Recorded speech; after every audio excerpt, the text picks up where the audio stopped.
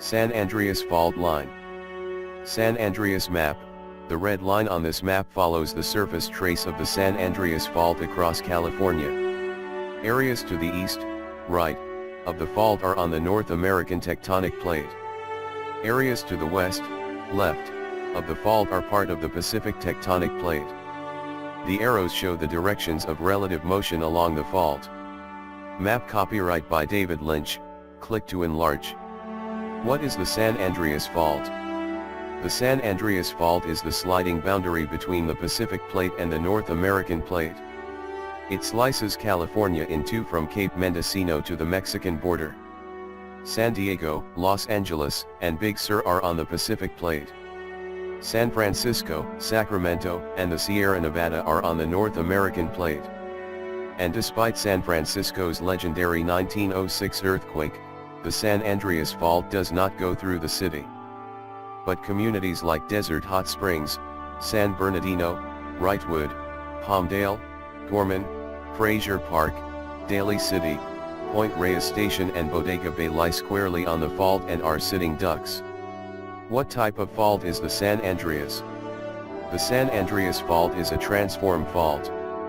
Imagine placing two slices of pizza on the table and sliding them past one another where they touch along a common straight edge. Bits of pepperoni from one side crumble across the boundary onto the anchovy side. The same thing happens with the fault, and the geology and landforms along the mighty rip are extremely complicated. San Andreas Fault Zone Picture.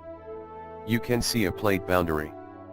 Photo of the San Andreas Fault near Gorman, California, showing rocks of the Pacific Plate, gray rocks on the left side of the fault, and the North American Plate, 10 rocks on the right side of the fault.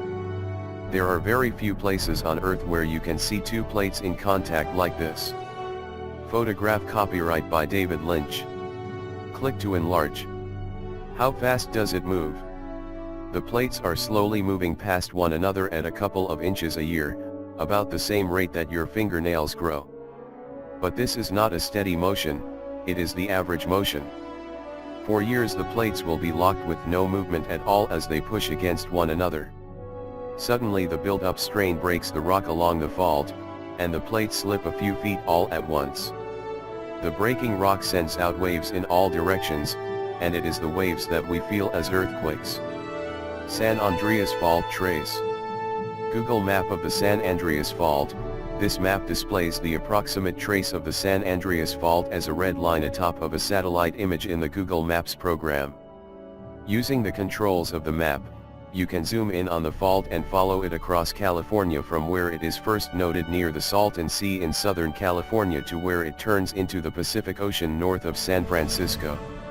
Is the fault visible at the surface?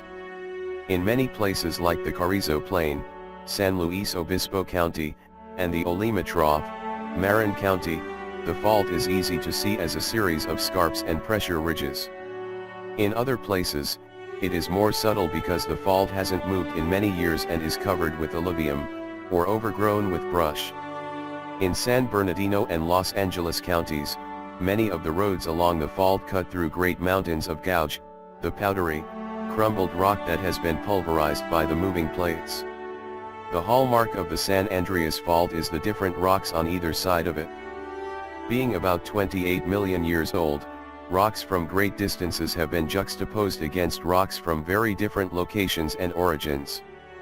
The Salinian block of granite in central and northern California originated in southern California, and some even say northern Mexico. Pinnacles National Monument in Monterey County is only half of a volcanic complex, the other part being 200 miles southeast in Los Angeles County and known as the Nenoc Volcanics. San Andreas Fault Line Picture. Offset drainage. Aerial photo of the San Andreas Fault showing drainage that is offset by movement of the fault. Photograph copyright by David Lynch.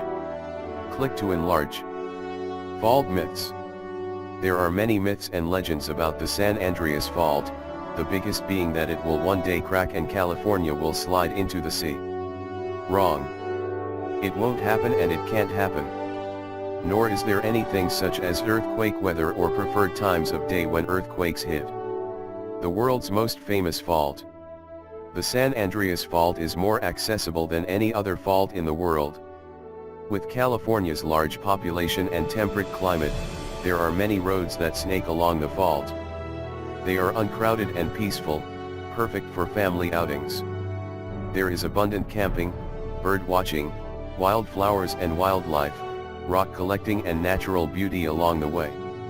State and national parks are strung along the fault like beads on a string. All it takes is a good map, a comfortable car and a desire to see the world's most famous fault. San Andreas Fault Guide about the author. David K. Lynch, Ph.D., is an astronomer and planetary scientist living in Topanga, CA. When not hanging around the fault or using the large telescopes on Mauna Kea, he plays fiddle, collects rattlesnakes, gives public lectures on rainbows and writes books, Color and Light in Nature, Cambridge University Press, and essays. Dr. Lynch's latest book is The Field Guide to the San Andreas Fault. The book contains 12 one-day driving trips along different parts of the fault, and includes mile-by-mile road logs and GPS coordinates for hundreds of fault features. As it happens, Dave's house was destroyed in 1994 by the magnitude 6.7 Northridge earthquake.